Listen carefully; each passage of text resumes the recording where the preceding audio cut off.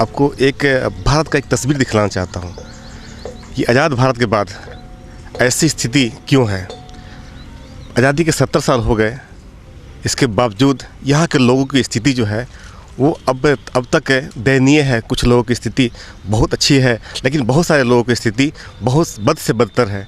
तो वो स्थिति को मैं दिखलाने के लिए आया हूँ कि आखिर 70 सालों में जब से आज़ाद देश हुआ है, देश हमारा आज़ाद हुआ है और भारत की सरकार संविधान के तहत भारत पर शासन कर रही है, तो आखिर कहाँ कमी रह गई जो अभी तक भारत के लोग इस दयनीय स्थिति में रहने को मजबूर हैं। तो हम आइए देखते हैं। आइए मैं दिखाता हूँ, घर है, इस घर को देखिए। इस घर को मैं दिखलाना चाहता हूँ कि इस घर में लोग रह रहे हैं, वो कितने संघर्ष करके अपना जीवन व्यतीत कर रहे हैं और अपना भविष्य बनाने का सोच रहे हैं कि अपना भविष्य को हम किसी तरह से अच्छा कर सकें, स्वर्णिम कर सकें। आइए हम देखते हैं।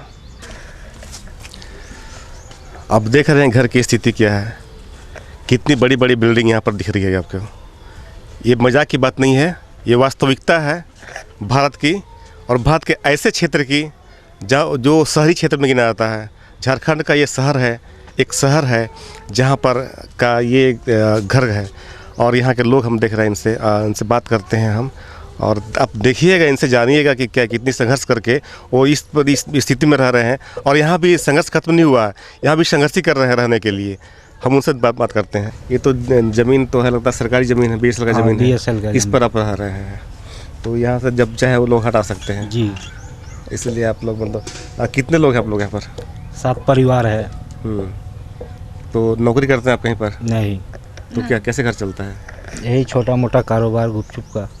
तो ये बताइए कि आपका जो स्थिति है, इस स्थिति में रहने के लिए पहले मतलब आपका यही स्थिति रहेगा या इससे सुधारने का आप कोशिश कर रहे हैं? सुधारने का तो कोशिश कर ही रहे हैं, लेकिन होगा तब तो। अच्छा, इसमें कहीं लगता है कि कहीं सरकार का मदद मिलता तो अच्छा रहता? वो सरकार का मदद मिलता तो बहुत अच्छा रहता, लेकिन मिल तो नहीं रहा है। कभी आपने प्रयास किया? प्रयास तो बहुत किए हैं। वो विकलांग लोग का जो मिलता है ना, उसके लिए भी बात किए थे। तो बोले आप यहाँ का तो आपका कुछ भी प्रूफ नहीं है, जो है तो वो बिहार का है, बिहार में ही हो सकता है, इधर नहीं हो सकता। अच्छा, हाँ। तो बिहार में हो सकता है, यहाँ नहीं हो सकता है, ये तो बड़ा गौरव बात है। लेकिन आप भारत का तो निवासी है ना? हाँ, भारत का तो निवासी है, ये है। तो पूरा भारत है अपना। हाँ, अपना है। फिर भी मतलब एक भारतीय को भारतीय होने का अधिकार नहीं मिल रहा है जी। एक भारतीय को भारतीय होने का अधिकार नहीं मिल रहा है। और राज्यों में क्षेत्र में बंट करके रह गए हैं, और उसी तरह का सरकार, उसी तरह के लोग यहाँ बिहेव कर रहे हैं। तो गुपचुप बनाते हैं। गुपचुप बनाने में कितने लोग लगते हैं आप लोग? सभी लोग? पूरा परिवार लगता है। पूरा परिवार लगता है, सुबह से लेकर शाम तक? हाँ। तब जाकर गुपचुप बनता है। अच्छा, गुपचुप कौन कौन बेचने जाता है? बड़ा लड़का। जैसा कि शंकर जी ने बताया कि इनका घर जो है गुपचुप के कारोबार पे ही से ही चलता है, और गुपचुप के कारोबार से ही जो कमाई होती है, उसी कमाई से ही घर का खाना, खुराक और दवा पानी जितना भी है सब चीज़ उसी से व्यवस्था होता है। लेकिन शंकर जी का आँख खराब है, इसीलिए सारा काम जो है उनका जो पुत्र है मनीष कुमार, उनके द्वारा किया जाता है। मनीष जी अभी उनसे बात करते हैं, अभी हमारे साथ है, तो उनसे हम जानते हैं कि किस प्रकार से इसको मैनेज करते हैं। मनीष कुमार, क्या उम्र तुम्हारा क्या है? 14 साल। 14 साल हो रहा है। किस क्लास में हो? 7th में। क्लास 7th में हो? और क्लास 7th में 14 वर्ष की उम्र में तुम घर को संभाल रहे हो, क्या महसूस होता है तुमको? मुझको यही महसूस होता है कि जैसे कि मेरा इसी से गुपचुप से घर चलता है। हाँ। और अपना सोचते रहते हैं कि अब गुपचुप का बिजनेस चलाकर अपना पढ़ाई लिखाई करें अच्छा से। पढ़ाई लिखाई करो ठीक से जी। तो तुम तो दिन भर गुपचुप बेचने में रहते हो, तो फिर कैसे घर चलता है? ये पढ़ाई कैसे करोगे? रात को 9 बजे आते हैं बेचकर। हाँ। तो 10 बजे से पढ़ाई करते हैं 12 बजे तक। तो फिर सुबह से फिर निकल जाना है? जी। सुबह कितने बजे निकलते हो काम पर?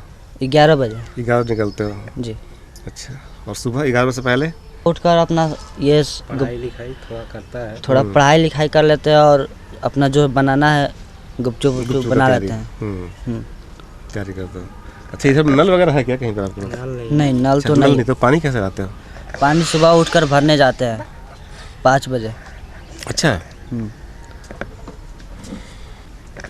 आइए आपको दिखाते हैं इनका जो घर है, इस घर का आपने देख लिया होगा किस तरह से घर है। ये किचन रूम हो गया, और इधर में आज आप जिसको बाथरूम बोलते हैं वो है। इनको दीजिए, बाथरूम को इधर लीजिए, क्लोजअप लीजिए।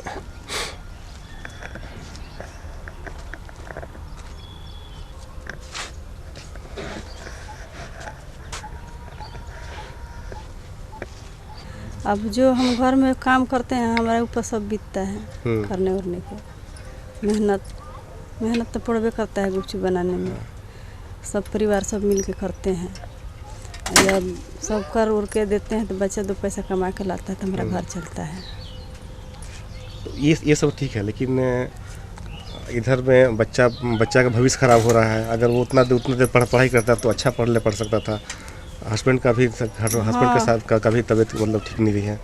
तो ऐसे में आपको क्या लगता है कि आपका भविष्य किस तरह का है? क्या सुधार हो पाएगा इसमें? क्या सुधार हो पाएगा? अब बच्चे के ऊपर हमारा अथी है, सहारा है। बच्चे को सहारा है। हाँ, बच्चे को भरोसा कर रही है। अब जो करना है अब इसी के ऊपर हम अथी करेंगे। हाँ। आदमी के तो आँख से विकलांग है, और उसमें हम क्या कर सकते हैं औरत जात के। हम लोग का ज़माना में पहले पढ़ाई लिखाई में बहुत रोक टोक चलता था, गांव में शासन चलता था। पढ़ाई लिखाई के माहौल में हम लोग पढ़ने जाते थे तो स्कूल जाने से पहले बच्चा लोग हम लोग को रोक देता था। कौन बच्चा लोग? जो हमारा साथ पढ़ने वाला जो बच्चा लोग था वो लोग बड़ा जाति से था। अच्छा। तो वो लोग पढ़ाई हम लोग को रोक देता था, तुम लोग छोटा है जात का तो तुम लोग नहीं पढ़ो। पढ़ लिख के क्या करेगा? पढ़ लिख के क्या करेगा? खेती का काम कौन करेगा? वो हमारा खेत का काम कौन करेगा? ये सब होता था गांव में, पढ़ने नहीं दिया जाता था। और दूसरा हाँ, तो मतलब किस तरह से रोकते थे वो? रास्ता रोक लिए? पैंट शर्ट खुलवा के पानी में फेंकवा देता था, नहीं तो वो पटाखा से शर्ट को जला देता था वो लोग। मैट्रिक पास क्या नहीं करवाया? मैट्रिक पास आप गरीब के जानते ही हैं कि गरीब आदमी क्या करेंगे। उस टाइम में मालिक भी मर गए, आई बड़ा लड़का इतना बड़ा था, छोटा सा था। हाँ। अच्छा।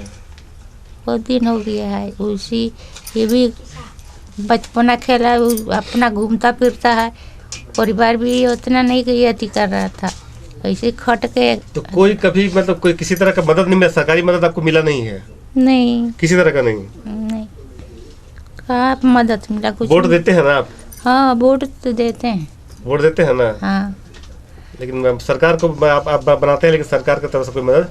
कुछ मदद नहीं मिली। जब शंकर जी का लड़का मनीष ने बताया कि मैं रात में जब उधर से दुकान बंद करके आता हूँ तो फिर घर में पढ़ाई करता हूँ, तो घर में वो दुकान बंद करते हैं 9 बजे। 9 बजे आकर के सामान में रखते होंगे। थोड़ा सा अगर काम करते करते शरीर गंदा हो तो हाथ गोड़ भी धोते होंगे।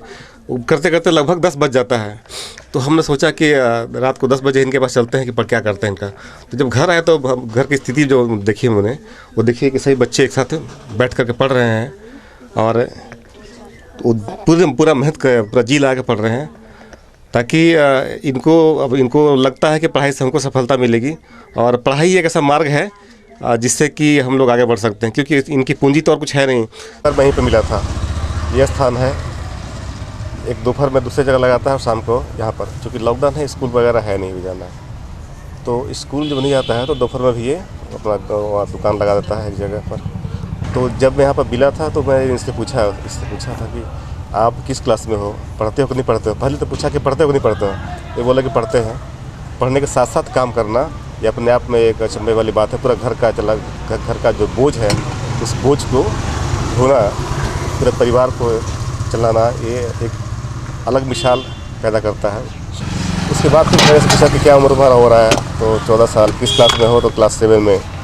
तो ये अचंभित करने वाली थी। क्लास 7 क्लास का लड़का जो है वो अपने परिवार का पूरा बोझ, ऐसी कौन सी मजबूरी इसके पास आ गई थी, ये जानने के लिए फिर मैं इसके घर गया। और फिर जो घर की स्थिति देखी उस आप सभी के सामने में दिखाया। अभी आपने देखा कि किस प्रकार से ये गुपचुप बेच करके यह छोटा सा बच्चा, ये नन्हा सा बालक जो है अपने कंधों पर पूरे परिवार का बोझ उठाए हुए हैं। ये निश्चित ही काबिल तारीफ है। लेकिन मैं आपको दिखलाना चाह रहा था कि अभी भी लोग इस तरह से जी रहे हैं। आज़ादी के 70 साल के बावजूद भी हमारे देश की स्थिति ये है कि एक बच्चा जिसको पढ़ना चाहिए था उसको पढ़ाई छोड़ करके एक अपना घर का बोझ उठाना पड़ रहा है अपने परिवार को देखने के लिए। चूँकि इसके फादर भी आँखों से कम दिखता है, तो एक तरह से वो निष्क्रिय हो चुके हैं। माँ है, दादी हैं, घर में भाई बहन हैं, सभी का बोझ ये उठा करके अपने कंधों में उठा करके ले आ रहे हैं ताकि उनका भविष्य जो है वो सुनहरा हो सके। और उसके लिए अपने आप को अंधेरे में डाल करके ये बच्चा यहाँ पर खड़ा है। लेकिन खुशी इसको ये हो रहा है, चलिए इसके बदले में मेरा परिवार तो आगे बढ़ रहा है। लेकिन एक सवाल है कि क्या ऐसा होना चाहिए? अगर संविधान के अनुरूप अगर हमारा देश का केंद्र सरकार जो है अगर सरकारें काम करती, उस तरह की परियोजनाएं लाती, तो क्या यह बच्चा इस स्थिति में होता? क्या जो हमारा देश का भविष्य है, या देश का भविष्य एक सड़क के किनारे गुपचुप बेच रहा है उस वक्त जब इसको स्कूल में होना चाहिए था, कॉलेज में होना चाहिए था, लेकिन यहाँ पर गुपचुप बेच रहा है। मैं वीरेंद्र कुमार, एमबी न्यूज़ पे कैमरामैन रमेश कुमार के साथ।